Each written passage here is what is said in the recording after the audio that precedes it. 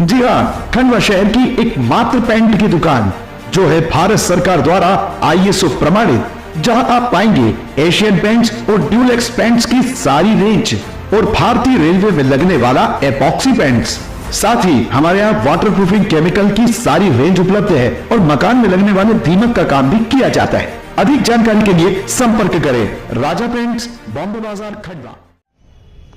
देखिए 28/11 आतंकवाद के खिलाफ युवा जनमत संग्रह, इस बार का जो ये कार्यक्रम है, और अभी तो विशेष इसलिए भी है कि अभी तत्कालिक भी इस देश में कहीं आतंक की घटनाएं निरंतर घट रही है और उन घटनाओं पे से पर्दा भी हट रहा है कि और इनकी क्या योजना है। इसलिए देश की और हम सबकी भी बड़ी जवाबदारी बनती है कि जहां एक विचारधारा डॉक्टर, इंजीनियर, पायलट अपनी उन योग्यताओं का दुरुपयोग इस देश में अराजकता, इस देश में अस्थिरता पैदा करने के लिए कर रही है, तो वहीं दूसरी ओर हमारा शिक्षित युवा या हमारा वो युवा जो शिक्षा ग्रहण कर रहा है, यह इस कार्यक्रम के माध्यम से देश को एक अच्छा संदेश देने वाला है कि राष्ट्र विरोधी विचारधाराएं कितनी भी सक्रिय हो जाए, चाहे डॉक्टर हो जाए, इंजीनियर हो जाए, पायलट हो जाए, हम उन विचारधाराओं को जड़ से समाप्त करने में सक्षम हैं। इसलिए यह कार्यक्रम और महत्वपूर्ण है और इस बार 28/11 को युवाओं की संख्या भी बहुत अधिक रहने वाली है। इस बार इस देश में आने वाली चुनौतियों को से निपटने के लिए, मार्गदर्शन करने के लिए दिल्ली से सुप्रीम कोर्ट के जो वकील हैं अश्विन जी उपाध्याय, वो अश्विन जी रहने वाले हैं, और साथ में ही उत्तराखंड हरिद्वार से गौतम जी खट्टर, जो कि इस आतंकवाद के दंश से निपटने के लिए युवा को क्या क्या करना चाहिए, तो गौतम जी भी अपना विषय रखेंगे।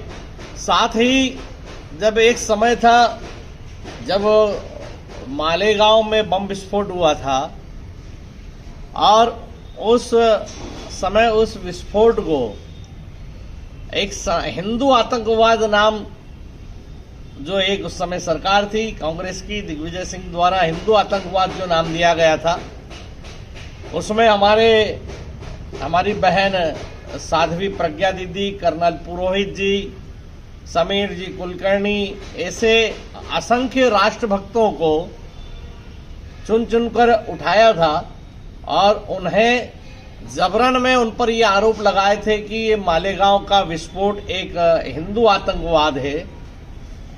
और बाद में अभी उन्हें वहां पे इस महाराष्ट्र में उनका जो न्यायालय में विषय चल रहा था, उसमें वो लोग बरी हो चुके हैं, दोष मुक्त हो चुके हैं।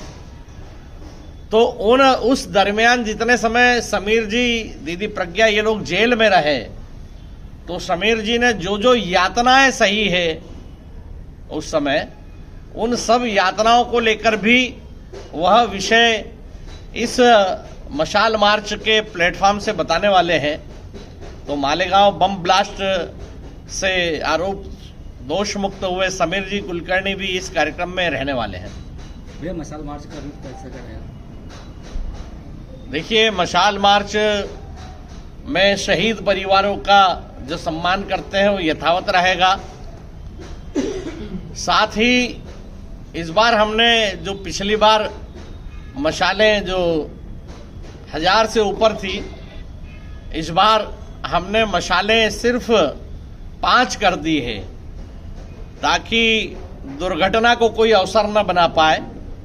तो हमने वो मशालें घटा दी है इस बार।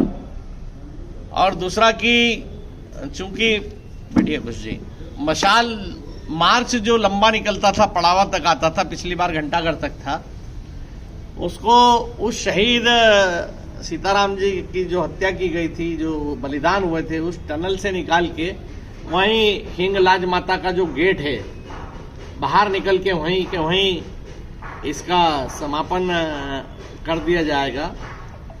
और इस बार भी अध्यक्षता इस मशाल मार्च की हमारे संकेत जी कर रहे हैं, उनके साथ कुश जी पालीवाल हैं और विशाल जी और चाहत जी बैठे हैं पीछे। पिछली बार भी विशाल थोड़ा जोश में थे हमारे विशाल जी, इसलिए विशाल कर दी थी मशालें।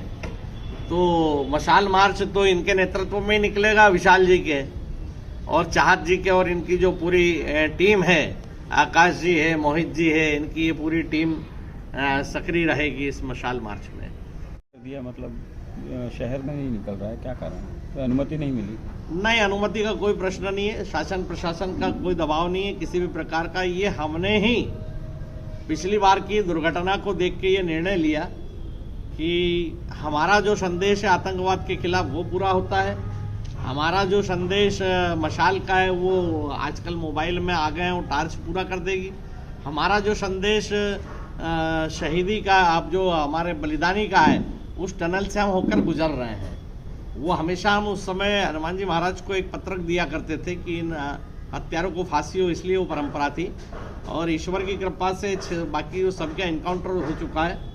उसमें सिर्फ एक ही विषय है, इसको उठाया जाएगा कि जिस प्रकार दिल्ली में भी ये जो घटना है, इसमें डॉक्टर इंजीनियर सब पाए जा रहे हैं, तो उस समय जो मुख्य आरोपी डॉक्टर अबू फैजल जो बॉम्बे से आया था, जो आज भी भोपाल की जेल में जिंदा है और इस भारत की रोटी को खा रहा है, तो शीघ्र उस अबू फैजल को फांसी हो, इसलिए इस विषय को भी उठाया जाएगा। एक मशाल मार्च का विशाल मार्च का हमारा जो उद्देश्य है वो स्पष्ट है कि सन 2014 के पहले, 15 अगस्त 2014 के पहले पिछले 11 सालों में इस शहर ने 80 से 100 दिन के कर्फ्यू देखे हैं और 2014 से आज तक इन 11 वर्षों में शहर में एक भी कर्फ्यू नहीं लगा। उसका एकमात्र कारण है कि शोले फिल्म का आपने डायलॉग सुना होगा कि गब्बर कहता है उसमें कि 50-50 कोस दूर जब बच्चा रोता है तो मां कहती है बेटा चुप हो जा नहीं तो गब्बर आ जाएगा। तो गब्बर का वो डायलॉग विध्वंस का है। हमने वही स्वरूप को चुना कि आतंकवादियों को वो भय होना चाहिए, उनकी माओं को भय होना चाहिए कि इस मशाल मार्च को देखकर खंडवा के आतंकियों की माओं ने बोलना चालू कर दिया कि बेटा आतंक के लिए अब बाहर मत निकल, नहीं तो राष्ट्रभक्त आ जाएगा। तो राष्ट्रभक्त आ जाएगा का जो संदेश है कि समाज जागृत हुआ है और यह संदेश पूरे देश में देना। इस भय को, जो भय मोदी जी ने, जो पहलगाम में भी हमला हुआ तो हमारे 26 निर्दोष हमारे पर्यटकों को जो नाम पूछकर मारा गया, तत्काल बाद में 22 मिनट के ऑपरेशन में हमने, इस देश ने उन आतंकियों को ठिकानों को घर में घुसकर मारा, ध्वस्त किया। तो वो जो भय है सीमा पर, वही भय हमारे देश के अंदर भी पैदा हो कि बेटा आतंक के लिए बाहर निकलना बंद कर दो वरना राष्ट्रभक्त आ जाएगा। यह संदेश देना भय का कि अंदर भी राष्ट्रभक्त समाज जोश के साथ खड़ा है, यह हमारा मुख्य उद्देश्य है।